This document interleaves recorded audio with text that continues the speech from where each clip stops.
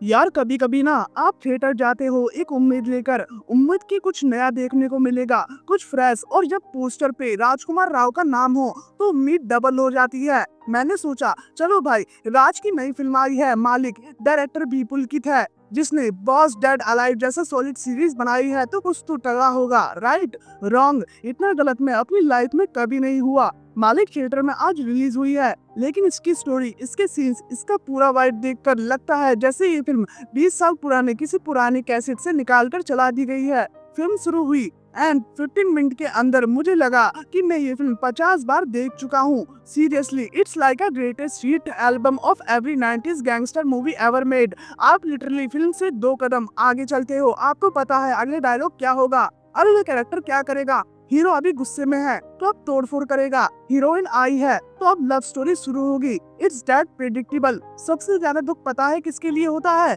राजकुमार राव के लिए। भाई हम आपसे ये एक्सपेक्ट नहीं करते, आप तो वो एक्टर हो जो शाहिद, न्यूटन, स्त्री जैसी फिल्मों से हमारा भरोसा जीतते हो, हर बार कुछ अलग लाते हो और फिर आप मालिक करते हो और हमारे दिल भरोसा सब चकनाचूर हो जाता है। तो कहानी क्या है? सुनने के बाद शायद आपका इरादा ही बदल जाए। सेटिंग है 90s की इलाहाबाद। एक हीरो है दीपक, उसके पिताजी किसान है जो जमींदारों के खेत पर काम करते हैं और उन्हें मालिक बुलाते हैं। बट अपना दीपक, उससे खेती बाड़ी में कोई इंटरेस्ट नहीं, उसके सपने बड़े हैं, उसे खुद मालिक बनना है। फिर एक दिन अचानक टिपिकली ट्रेजेडी होती है, उसके पिता के साथ कुछ बुरा होता है। दीपक निकल पड़ता है बदला लेने और बदले की आग में जल के वो बन जाता है सैन का सबसे बड़ा क्रिमिनल।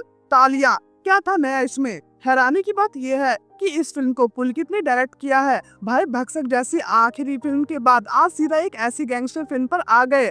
ऐसा लगता है मास सिनेमा बनाने के चक्कर में उन्होंने क्रिएटिविटी को छुट्टी पर भेज दिया और ये मास सिनेमा का टेम्पलेट तो जैसे इनका सिलेबस था।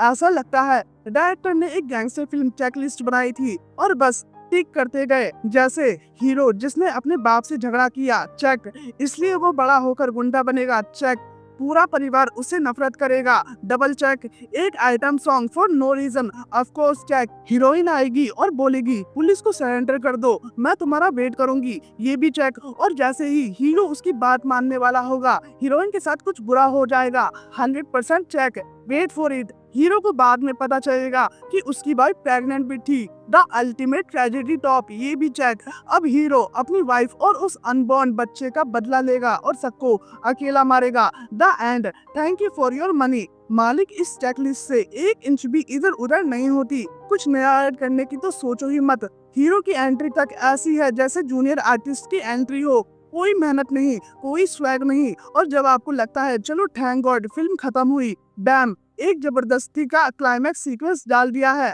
पूरा अग्निपथ का गणेश विसर्जन वाला फील देके, और एंड में इतना बड़ा हिंट छोड़ते हैं कि पार्ट 2 भी आ सकता है। मतलब कसम से डर लगा। ये एक ऐसे खोखला बेजार सिनेमा है जिसके पास ना कुछ कहने को है ना दिखाने को।